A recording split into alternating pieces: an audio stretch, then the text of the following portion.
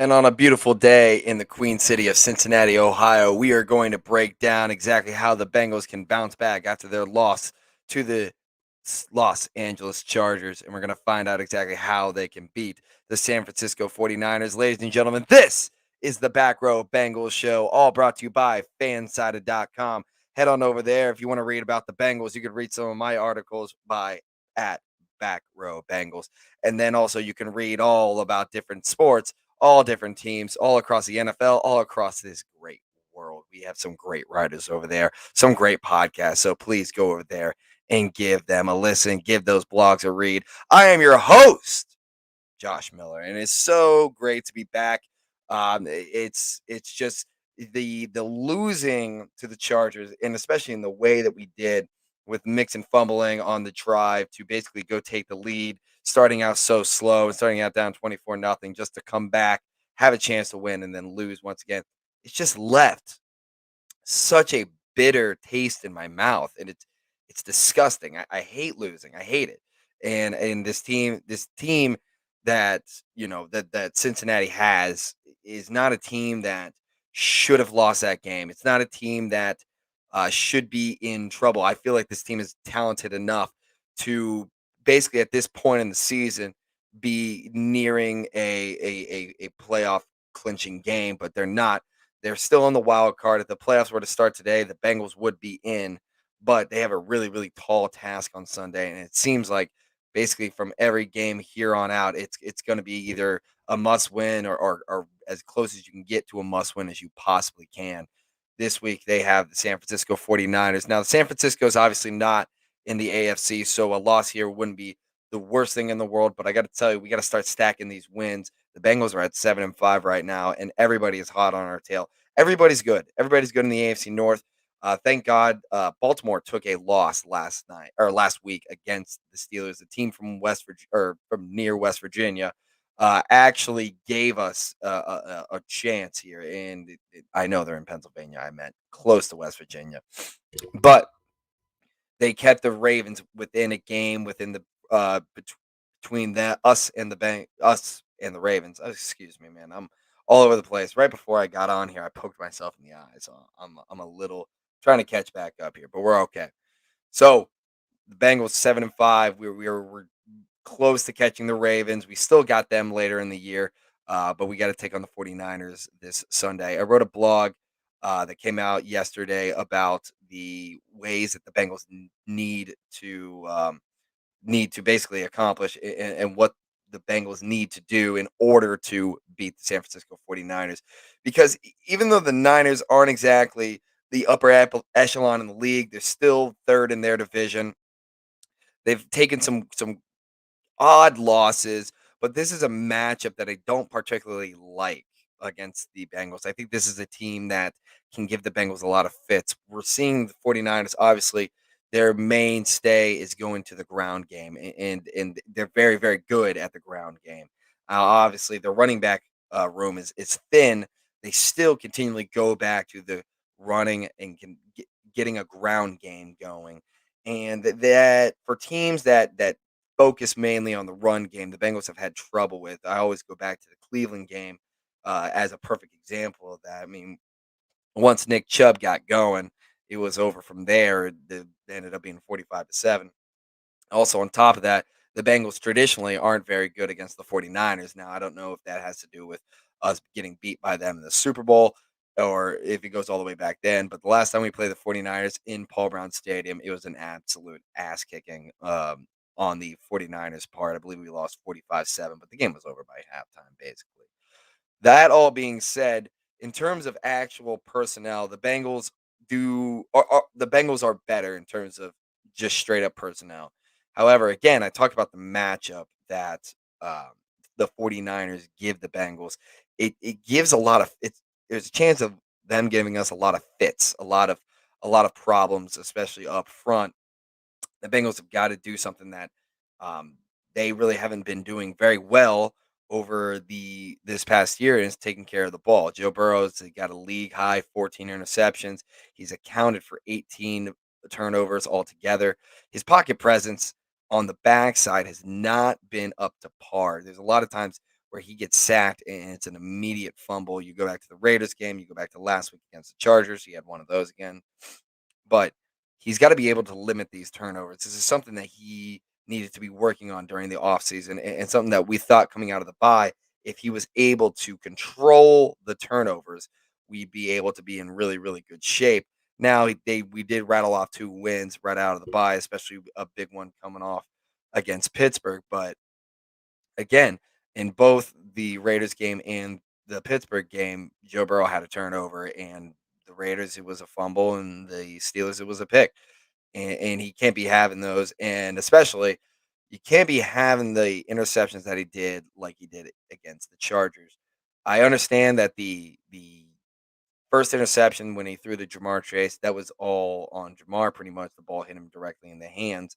I get that, but that number's got to come down.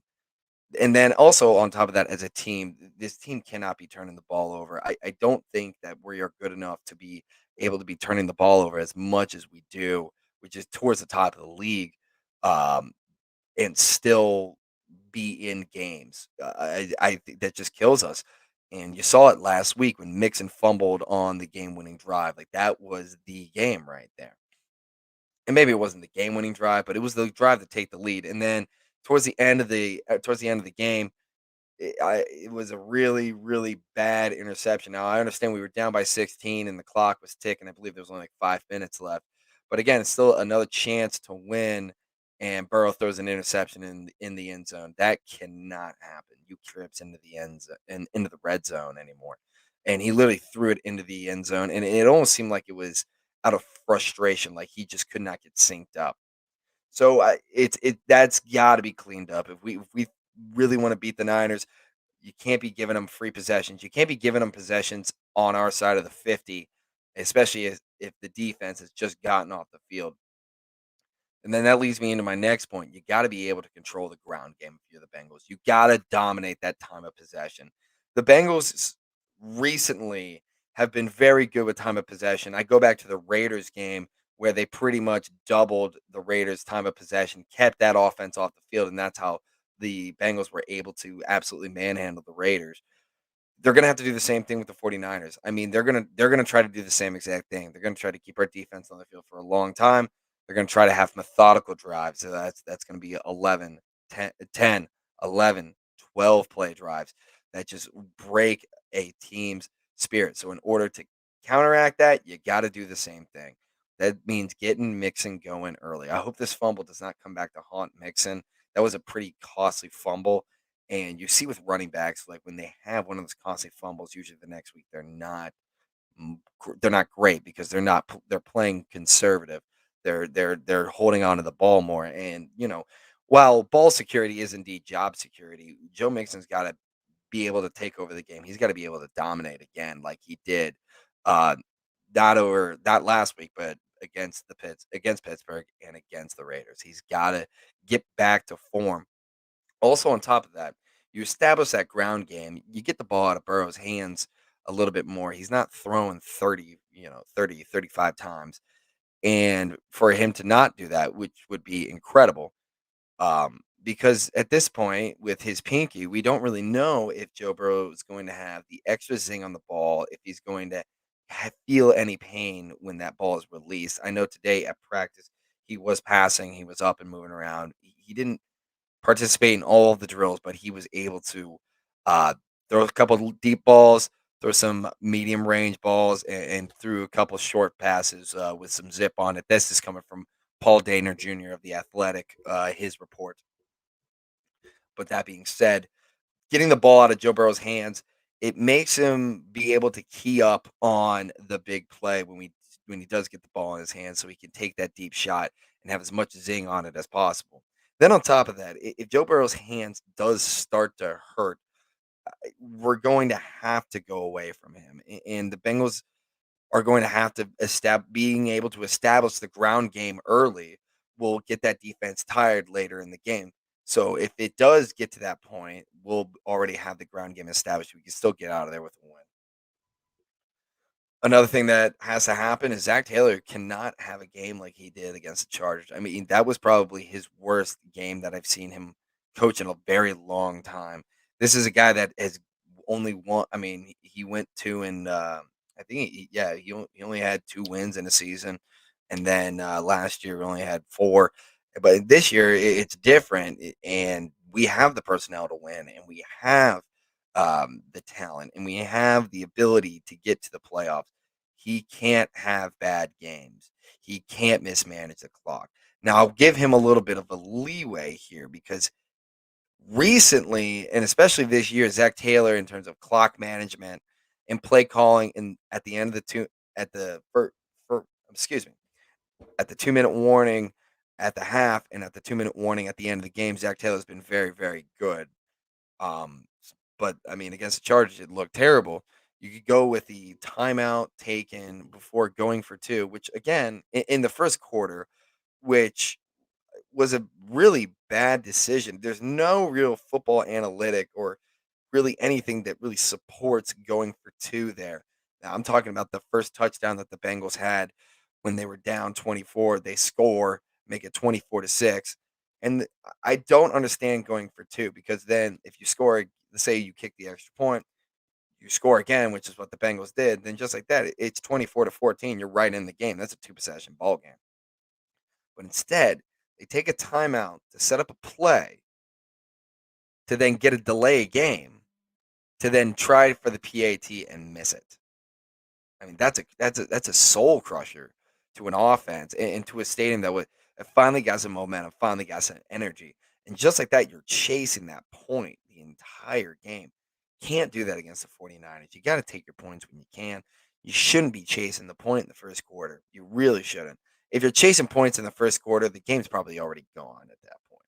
And the game against the Chargers was not gone. 24-0 in the NFL. It seems tall, but when you have an offense with Joe Burrow that has shown that they could score quickly and that has a defense that can get you 3 and outs when you need to, which is what the defense did. They were hot on Justin Herbert's tail. They really were. But that being said, Zach Taylor can't have a game like that. Let's go ahead and segue over to the next point that I have. Again, it goes back to a Zach Taylor decision that a lot of Cincinnati was also questioning, and I immediately tweeted about it, and a lot of you probably saw it. I probably used some language I really shouldn't have, but I digress. When you're a Bengals fan, I mean that's just kind of what happens. But anyway, I don't know why Logan Wilson was out on punt team on that. I mean, I understand that in the NFL it's a little bit different. You're going to have starters on special teams, but that guy's your quarterback of the defense. He's a pro bowler. He was having one of the best seasons I've seen a Bengals linebacker play. And he probably was going to be a Pro Bowl linebacker, but now he's going to be out for a couple of weeks. And he's not only is he going to be out for a couple of weeks, probably the most important stretch of the season right here. Because again, you got Baltimore coming home. You got a revenge game against Cleveland. You got to go to Denver. You're going to need Logan Wilson here. We're going to really miss his absence here against the 49ers. And I thought the Bengals really should have taken a look at picking up Zach Cunningham, who just got released by the Houston Texans for disciplinary reasons. I'd love to see what those disciplinary reasons were. I didn't really see much of what exactly that meant because to get kicked off of the Texans, I mean that's got to be pretty hard. But Zach Cunningham's also a really, really good, solid linebacker that we could have put in that room that's already really, really thin, and now it's even more thin. You're gonna miss Logan Wilson on the George Kittle matchup because I thought if Logan Wilson was going to be healthy during this game, that's who he was going to be matched up against Kittle, and Logan Wilson really was probably the only linebacker we have that can match up with George Kittle's speed. You got to get Jimmy Garoppolo to throw the ball, and you got to get him to throw away from Kittle because if they don't go to the ground game, they go right back to George Kittle. He's had monster numbers when he's out on the field. So when you are on defense, you got Lou Anarumo is going to have to find a way to scheme it up to get the ball away from George Kittle, have Jimmy Garoppolo throw it in other areas. You got to keep bringing the pressure on Jimmy too. Got to get Garoppolo to throw away from Kittle. That's going to be a big factor. That's how you're going to stop him on defense. Now, Lou Anarumo, who has taken quite a bit of criticism. I'll be the first one to say I gave him a fair amount of criticism before the year started. You've seen his defensive schemes start to work, and not only work efficiently. They've worked really all year, and a lot of the games that the Bengals were in, all the way to the very end, and then on top of that, you take away some 1 point losses, or excuse me, one score losses. I go back to the Packers game. The defense has kept this team in it. Oh, I also go back to the Vikings game as well. This defense has kept these teams in it, and Louis Aaron has been able to scheme up a great defensive game plan. He's going to really be tested here. This might be Lou Anarumo's hardest week of the year. With now that we're out, and I know Chidobe Awuzie, I'm pretty sure is going to be out this week. He's doubtful. Really, you're gonna feel that absence. So that's huge. That's huge. You gotta find a way. So this is gonna be Lou Anarumo's hardest game easily of the year. So let's stay on injuries here. I really am expecting Riley Reef and Trey Hopkins to be back by Sunday. And I think one of the reasons why I expect that so much is because they saw how exactly their absence really affects the offense.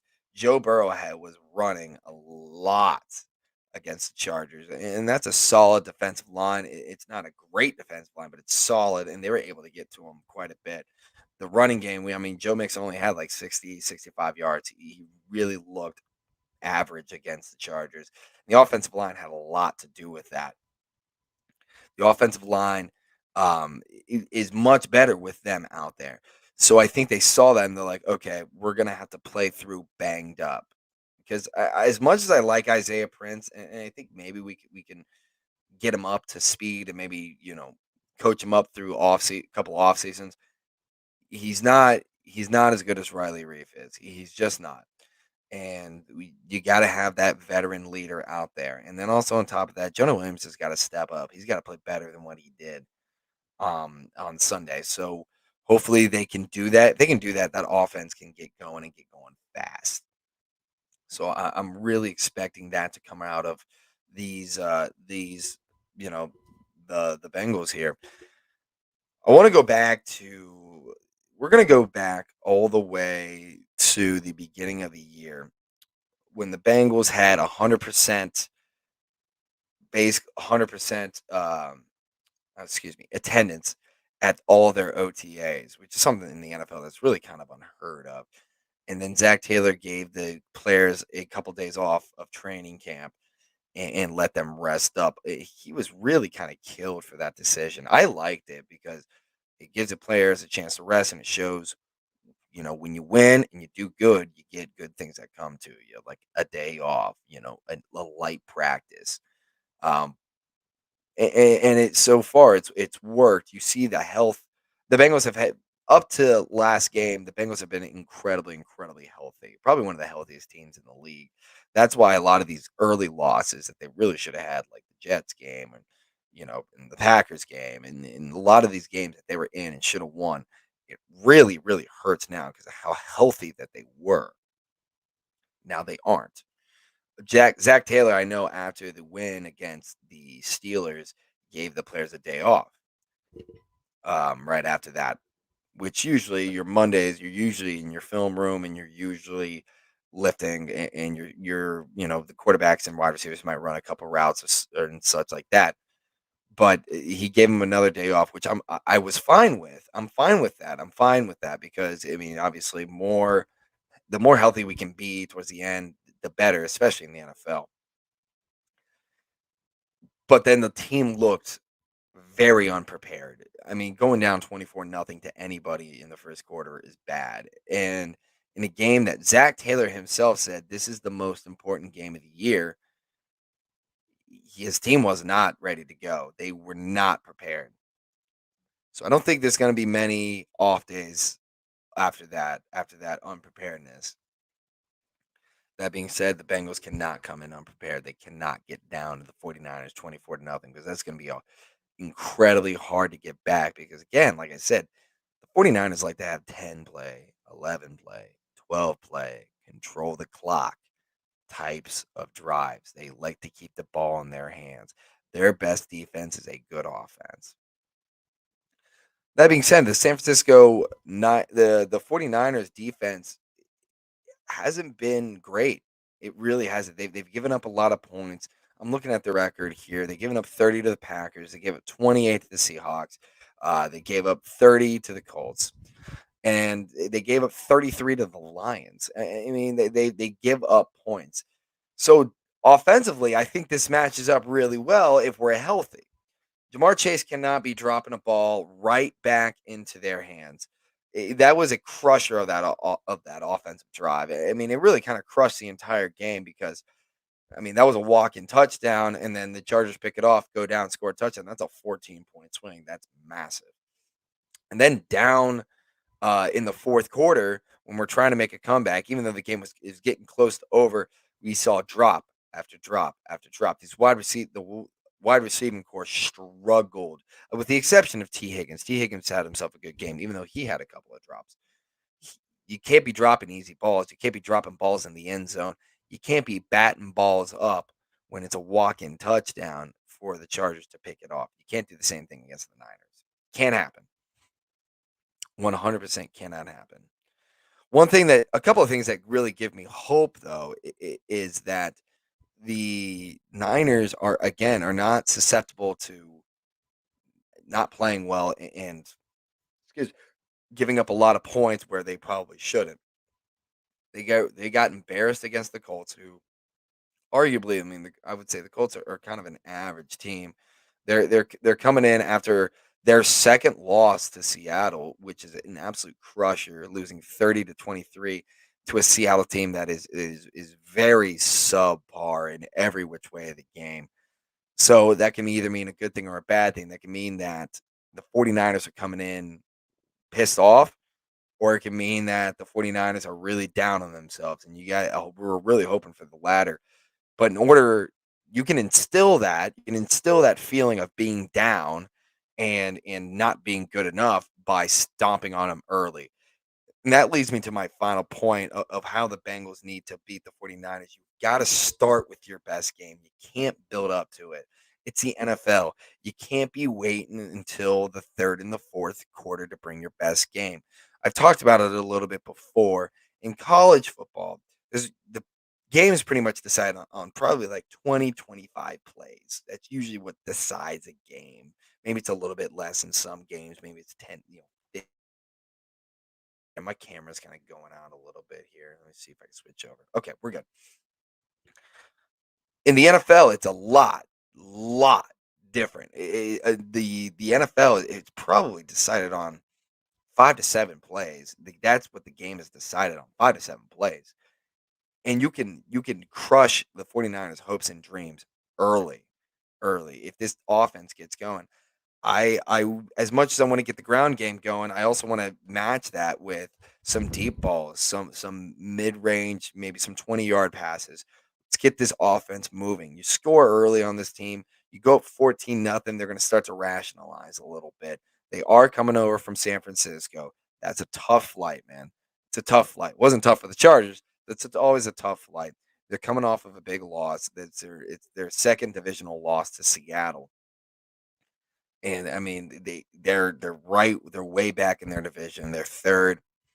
And I know that they're banged up, but they're still coming in looking for a W. Kyle Shanahan's going to have something drawn up, ready to go for the Bengals. So offensively, you cannot start with a bad game. You got to start with the foot on the pedal, on the gas, all the way down to the floor.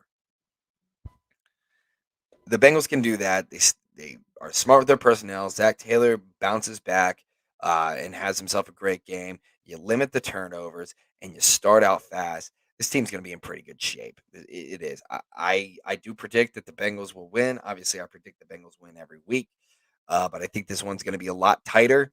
I think this is going to be a 24-21 type of victory. Defense is going to have to win it at the end. And again, when you look at matchup in terms of personnel versus personnel, we have the better roster. But in terms of scheme versus scheme, they probably have a more efficient offense. Now again, they're banged up in their backfield. They're using a lot of Debo Samuel. But again, if you can get it away from their stars, you get away from Debo, you get away from Kittle, Bengals are going to be in pretty good shape. It's in Paul Brown Stadium. Place has got to be rocking. It's got to be loud. We're going to need more people than we did for the Chargers, man. I got to tell you, we saw a lot of green in the stands, and it was kind of disheartening because this is the most important. It was the most important game of the year, and now it's gone. But we move on. The grind continues. It does not stop. So the Bengals will continue on their path to the playoffs at 4 against the San Francisco 49ers. I can't wait. I'll be there. Stripe Squad, please come up and pictures, talk to me. Anything. I love it. I love it. And we'll be meeting Kay Adams, which will be pretty fun. So that's pretty cool. All right, y'all. That'll do it for me. We went about 25 minutes here. We got the breakdown in. We're ready to go. This Bengals team is ready to go. They're hungry. They want to make the playoffs. They will bounce back. I love the locker room. The locker room knows exactly how to respond to a loss, and we've seen them respond to losses before. So I think they can do it. They'll be just fine. Let's get back to it. All right. This has been the Back Row Bengals show, all brought to you by fansided.com. Head over there, read all of our blogs, listen to our podcast, read my blogs. Go over to stripehype.com as well. It's our sister site of fansided.com. And you can basically read all of my blogs, the Back Row Bengals blog. It's a lot of fun. Read the Stripe Hype stuff and go from there. All right, y'all. I'll see y'all later. Thank you so much for listening in, and I'll see you Sunday.